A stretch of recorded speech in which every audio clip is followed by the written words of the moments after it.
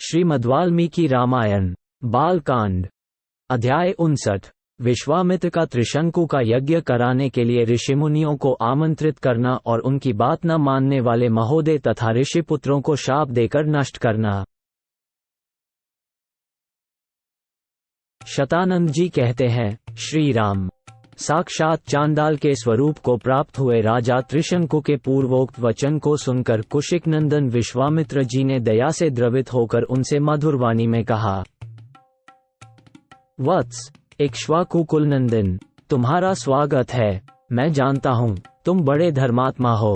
नृपप्रवर, डरो मत, मैं तुम्हें शरण दूंगा। राजन, तुम्हारे यज्ञ में सहायता करने वाले समस्त पुण्यकर्मा महर्षियों को मैं आमंत्रित करता हूँ। फिर तुम आनंदपूर्वक यज्ञ करना।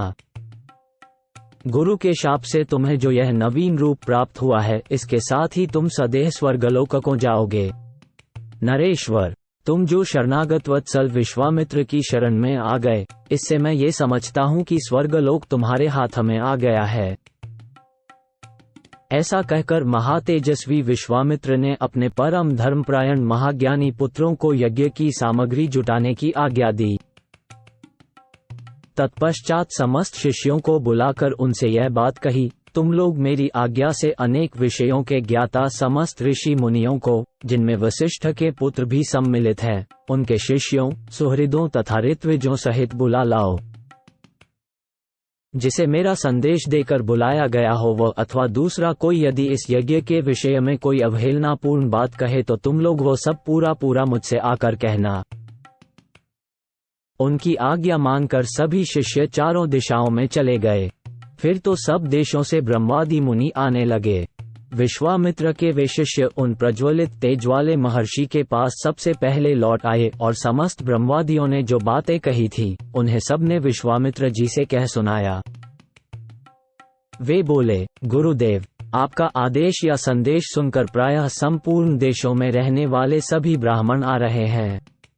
केवल महोदय नामक ऋषि तथा वशिष्ठ पुत्रों को छोड़कर सभी महर्षि यहाँ आने के लिए प्रस्थान कर चुके हैं।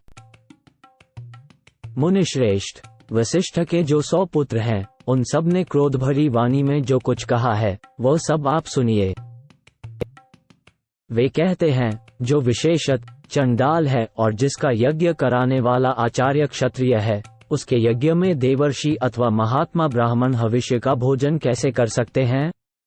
अथवा चंडाल का अन्न खाकर विश्वामित्र से पालित हुए ब्राह्मण स्वर्ग में कैसे जा सकेंगे? मुनिप्रवर, महोदय के साथ वशिष्ठ के सभी पुत्रों ने क्रोध से लाल आंखें करके ये उपर्युक्त निष्ठुरतापूर्ण बातें कही थी। उन सब की वह बात सुनकर मुनि व विश्वामित्र के दोनों नेत्र क्रोध से लाल हो गए और वे रोषपूर्वक इस प्रकार बोले, मैं उग्र तपस्या में लगा हूँ और दोष या दुर्भावना से रहित हूँ, तो भी जो मुझ पर दोषारोपण करते हैं वे दुरात्मा भस्मीभूत हो जाएंगे, इसमें संशय नहीं है। आज कालपाश से बंध कर वे यमलोक में पहुंचा दिए गए। अब ये 700 जन्मों तक मुर्दों की रखवाली करने वाली, निश्चित रूप से कुत्ते का मांस खाने वाली मुष्टिक नामक प्रसिद्ध निर्दय चंडाल जाति में जन्म ग्रहण करें। वे लोग विकृत एवं विरूप होकर इन लोकों में विचरें। साथ ही दुर्बुद्धि महोदय भी, जिसने मुझ दोषहीन को भी दूषित किया है, मेरे क्रोध से दीर्घ काल तक सब लोगों में निंदित, दूसरे प्राणियों की हिंसा में तत्पर और दयाशून्य निषाद्योनि को प्राप्त करके दुर्गति भोगेगा। ऋषियों के बीच में ऐसा कहकर महातपस्वी, महातेजस्वी एवं महामुनि विश्वामित्र चुप हो गए।